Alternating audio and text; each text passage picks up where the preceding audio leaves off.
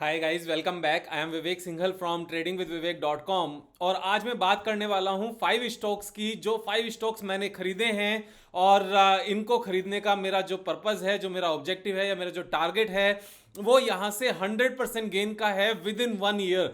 तो यहाँ पर जब मैं ये बात कह रहा हूँ कि मैंने परचेज किए हैं और मेरा ये टारगेट है, तो मैं यहाँ पर आपको बताने वाला हूँ कि मेरा ये टारगेट क्यों है और वो कौन से रीजंस हैं जिनके वजह से यहाँ से मुझे इनमें 100% गेन नजर आता है। लेकिन ये एक एजुकेशनल वीडियो है, तो आपको यहाँ पर रीजन समझने हैं कि मेरे क्या रीजंस हैं और कौन कौन से रीजंस को किस तरीके से हमें पहचानना चाहिए, किस तरीके से उनके बेस पर हमें डिसीजन लेना चाहिए।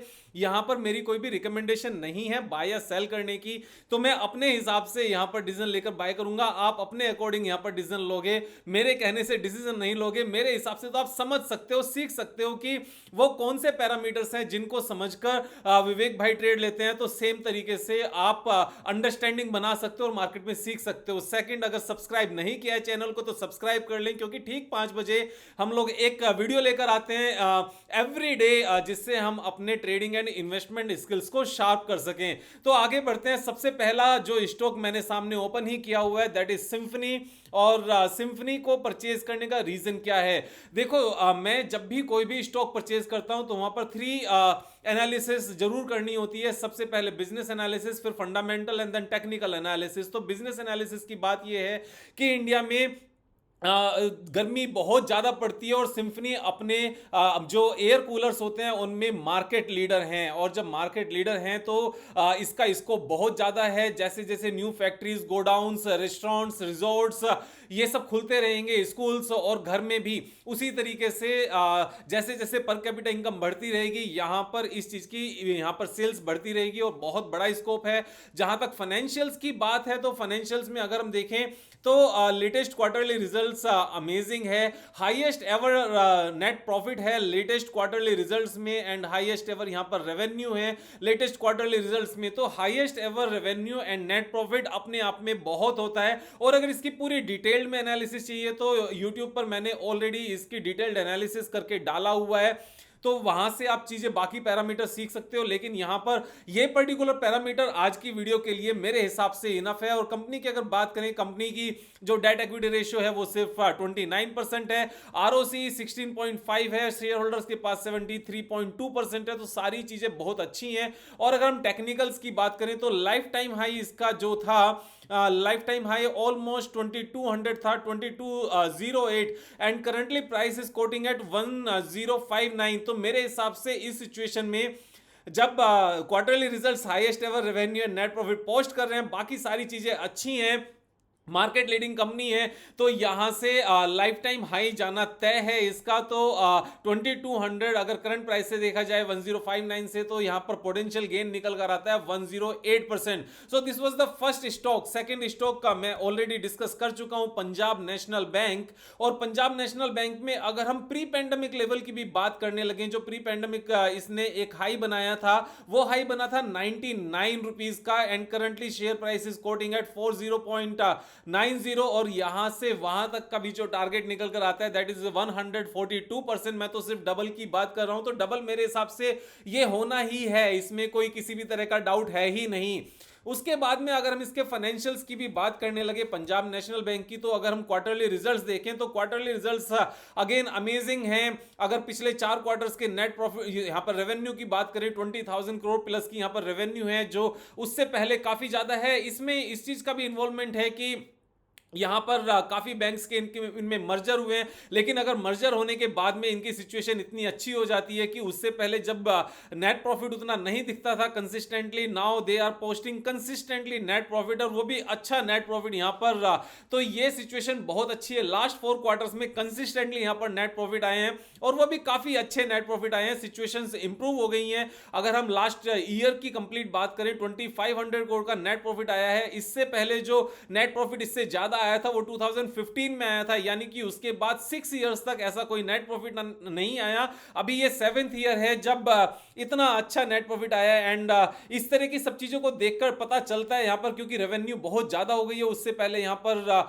कंसिस्टेंटली सेम रेवेन्यू लगभग थी, बहुत ज्यादा ग्रोथ थी नहीं, लेकिन अभी जो ये यहाँ पर इंक्रीमेंट हुआ है रेवेन्यू में because of all mergers, and यहाँ पर इकोनॉमी भी ग्रो कर रही है और लगातार सारी चीजें अच्छी हो रही है। देखो जो लोग ये कहते हैं ना कि इकोनॉमी तो कहां ग्रो कर रही है, सारी चीजें लॉकडाउन है, आप घर से बाहर निकलकर देखो कहीं कोई तरह किसी तरह का लॉकडाउन नहीं है और कंपनीज के नेट प्रॉफिट लगातार अच्छे आ रहे हैं। मार्च क्वार्टर के रिजल्ट्स भी सारी कंपनीज के अच्छे आए हैं और जून के भी अच्छे आने की उम्मीद है।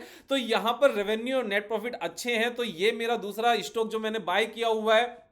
एंड जब मैं ये कह रहा हूं बाय किया हुआ है, तो जैसे जैसे इनमें रिट्रेसमेंट आती है मैं इनमें लगातार बाय करता रहता हूं जब भी मुझे यहां पर मौका मिलता है। तो ऐसा नहीं है कि अभी बाय कर लिया और कल के बाद बाय नहीं होगा। अगर दूसरा कोई स्टॉक निकलेगा और ये नहीं बढ़ा होगा या बढ़ने के बाद में नीचे भी आया होगा तो भी इन्हीं तरह के शेयर्स में लगातार बाइंग होती है। जैसे मैं जेपी पावर में लगातार बाइंग कर रहा हूं और जैसे मैंने अपना एक्विटास होल्डिंग में जो 49.3 के आसपास हमने परचेज किया था दिवाली पर धन की बरसात में, वो लगातार ऊपर जा रहा है, लेकिन जैसे ही रिट्रेसमेंट होती है और बाय कर लेते हैं क्योंकि फाइनल टारगेट तो उसका लाइफ टाइम हाई है। सेम तरीके से यहां पर final targets our life time high, लेकिन पीएनबी के केस में जो immediate with in 1 year target नजर आता है दैट इज 99, जो इसका ये लास्ट हाई है। इसी के साथ में एक और सरकारी बैंक है जो अपनी लिस्ट में है, this is the third company, क्योंकि मैं आज 5 कंपनीज की यहां पर बात कर रहा हूं। Union bank 37 rupees is the current price, and इसका भी अगर हम पैंडेमिक से पहले का जो ये रेसिस्टेंस लेता था बार बार, उसका प्राइस था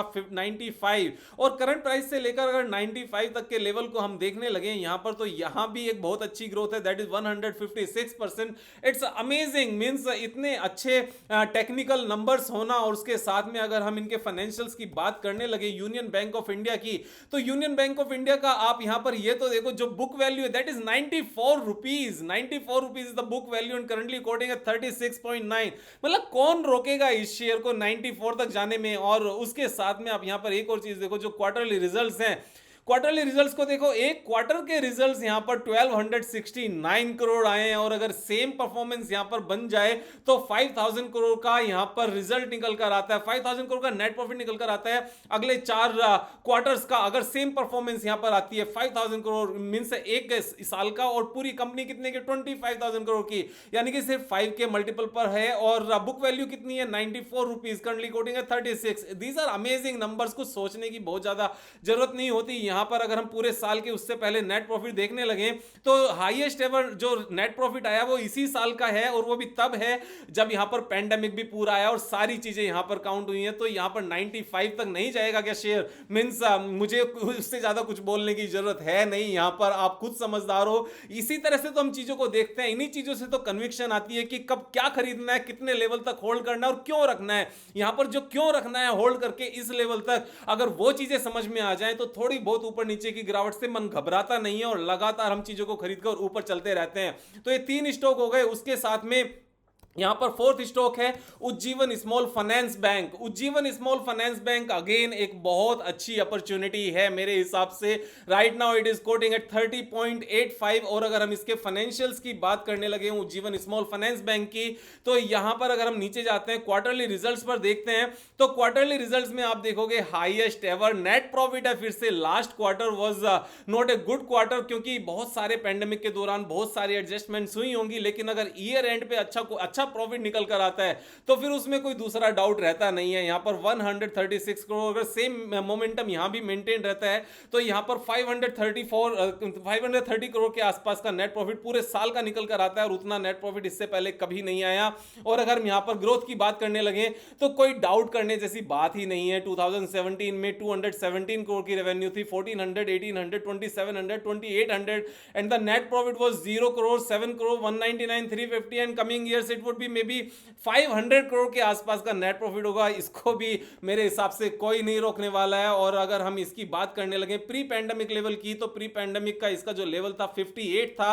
right now it is quoting at 30 rupees. तो 30 से अगर 58 तक की जर्नी देखें तो यहां पर ये 88% है। और अगर हम लाइफ टाइम हाई की बात करने लगे, क्योंकि लाइफ टाइम हाई ऐसी चीजें पहुंचती हैं, तो यहां पर ये 100% से ज्यादा का गेन नजर आता है। ये भी टेक्निकल टारगेट्स इसी तरीके से हैं, लेकिन ये सारे टेक्निकल टारगेट्स यहाँ पर बिजनेस से सपोर्टेड हैं, यहाँ पर फाइनेंशियल से सपोर्टेड हैं। और मेरा फिफ्थ स्टॉक जो मैंने बाय किया है दैट इज एशियन ग्रेनाइट, और मैंने पहले भी इसकी कंप्लीट वीडियो बनाई थी। Right now the price is 183 rupees and इसका जो लाइफ टाइम हाई है दैट इज 600 रुपीज। एंड अगर हम करंट प्राइस से लेकर लाइफ टाइम हाई तक की बात करने लगे तो यहां पर जो पोटेंशियल गेन निकल कर आता है दैट इज 236%। मींस यहां से 3 गुने से भी ज्यादा होने का यहां पर सीधा सीधा स्कोप है। वो है क्योंकि जितनी भी कंस्ट्रक्शन एक्टिविटीज रुकी हुई थी वो सारी कंस्ट्रक्शन एक्टिविटीज वहां दोबारा रिस्टार्ट हो रही हैं।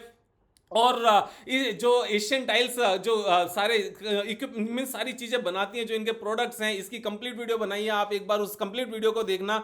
मींस घर में जितनी भी अच्छी चीजें लगाने के लिए होती हैं कंस्ट्रक्शन में, चाहे वो सैनिटरी वेयर हो, चाहे वो बाथरूम वेयर हो, और चाहे वो अपने टाइल्स हो, तो ये सारी चीजें यहाँ प्रोडक्शन होती है। और अगर हम इसके फाइनेंशियल्स की बात करने लगे तो फाइनेंशियल्स में इसमें भी अमेजिंग ग्रोथ है, मींस अमेजिंग नंबर्स हैं। अगर आप देखोगे क्वार्टरली रिजल्ट्स को, लास्ट 3 क्वार्टर्स के रिजल्ट हैं 20 करोड़, 25 करोड़, 20 करोड़, अगर फिर से 25 करोड़ आते हैं यहां पर तो 4 क्वार्टर्स का जो टोटल आता है दैट इज 90 करोड़। और अगर 90 करोड़ पूरा होता है तो करंट कंपनी मींस पूरी कंपनी 600 करोड़ पर मिल रही है। तो ये मींस 7 के पीई पर है, मींस 7 से भी कम के पीई पर बैठती है। तो इस तरह की कंपनी 6-7 के पीई पर नहीं रहती है। और अगर इसकी पास्ट परफॉर्मेंस की बात करने लगे तो जो रेवेन्यू है 169 करोड़ से इंक्रीज होते होते 1300 करोड़ तक पहुंची है। तो इन कंपनीज को आता है कि किस तरह से ग्रो करना है, और जब इन सारी चीजों को समझकर सोचकर अच्छे से काम करते हैं ना तो मार्केट में ऊपर नीचे होने से घबराहट नहीं होती और सिर्फ पैसे बनने होते हैं।